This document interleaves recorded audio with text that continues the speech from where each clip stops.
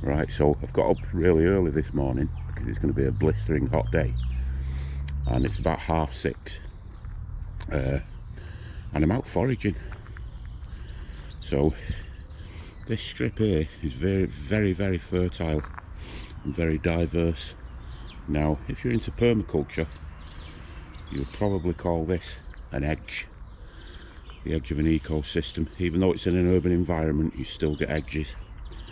So this is one of the plants that we're out looking for today. There's an absolute abundance of, and it's called Cleavers, or some people call it goosegrass, and some people call it sticky willy.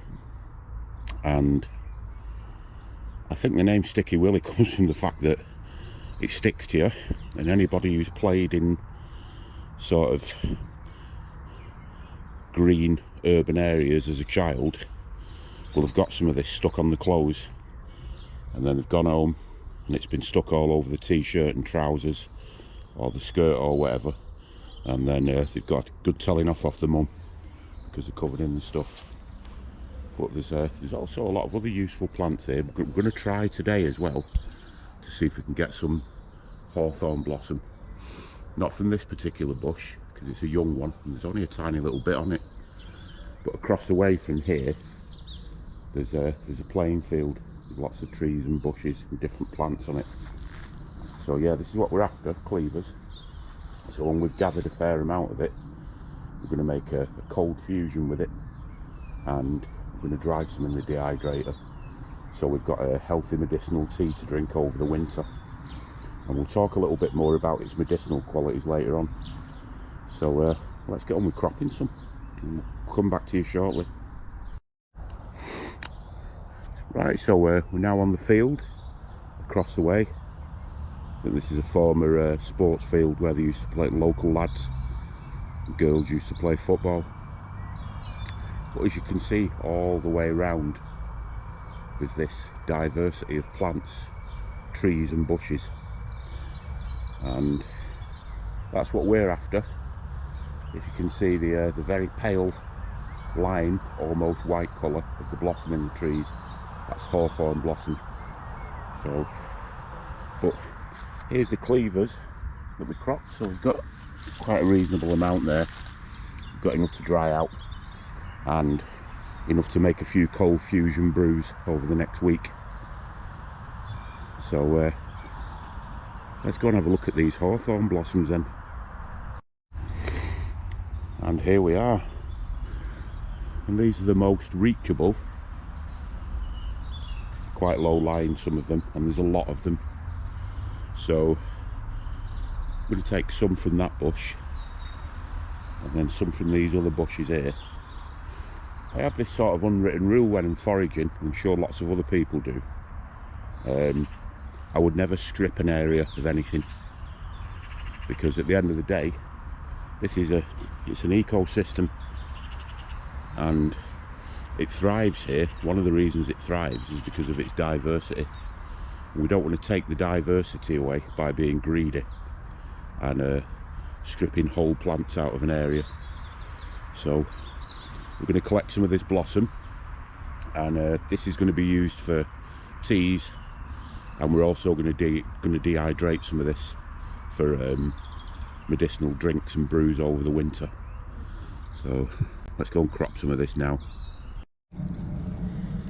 So we've taken not a huge amount, but we've taken a bit from these two bushes, and we're going to move further up.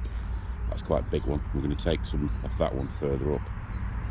But it's interesting, some of the stuff that you read online about harvesting this stuff, I tend to ignore some of it because it's absolute rubbish. I mean, and very wasteful. One thing that I read was about cutting whole branches of the hawthorn off and hanging the branches up to dry. Now, I think in this current climate that we live in, I think we want as much tree material as we can possibly have.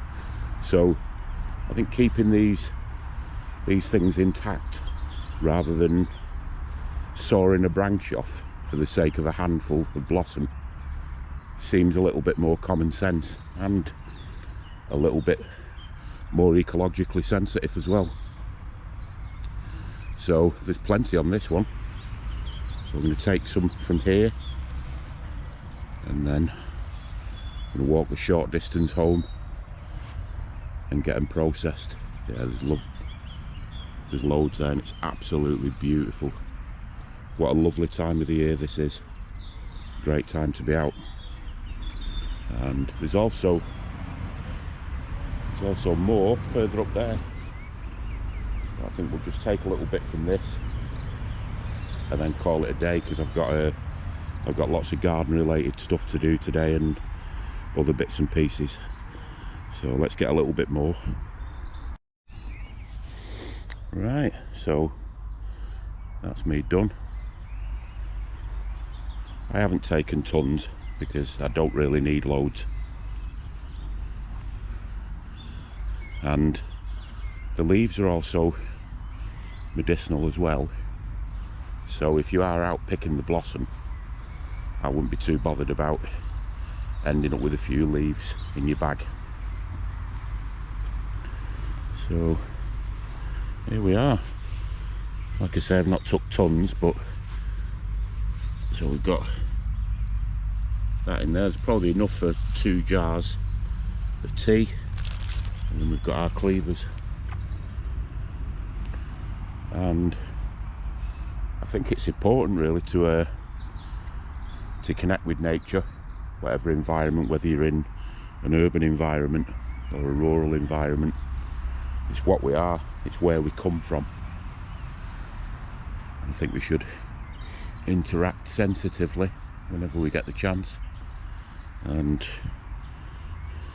these woods here, it's only a small strip of woodland, but there's some coppices in here that are really old. You can tell by the way all the uprights are grown together, and I'm not going to go in there because it's quite dark and you won't be able to see much.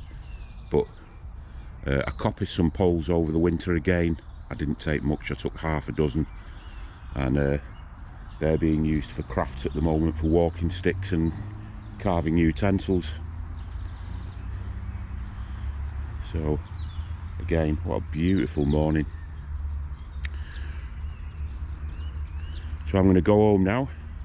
I'm going to start processing the Hawthorn bloom and the cleavers that I've got. So we'll see you shortly. Right, so we're back home, and I'm just going to finish off the Cleavers cold infusion. And I always put quite a bit in because I tend to use this twice. So we've got a pint of water in there. We're going to leave that in the fridge for 24 hours and we're going to drink it. So some of the uses for Cleavers: liver function, it's good for digestive health, and it's a very, very good detox. So what I'm going to do is I'm actually going to put some links in the description of the video, because I'm not a trained medic or herbalist, but there's some really interesting factual stuff about some of the stuff that we've been foraging for this morning.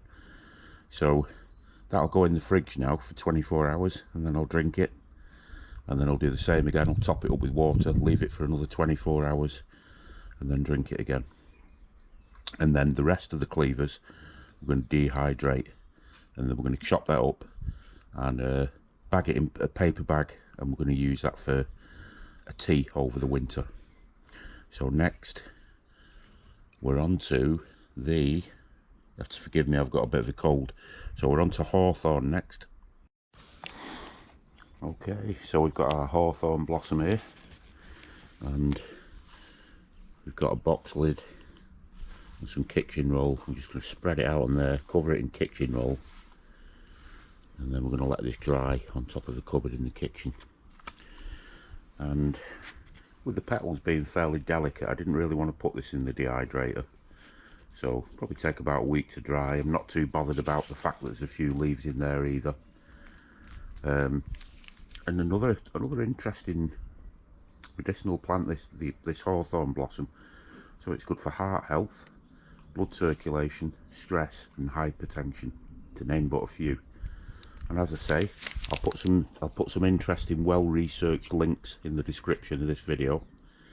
So thanks for watching, and we'll get this covered up and on top of the cupboard, and then we'll continue with the day. So hope everyone's well, and look after each other. Bye for now.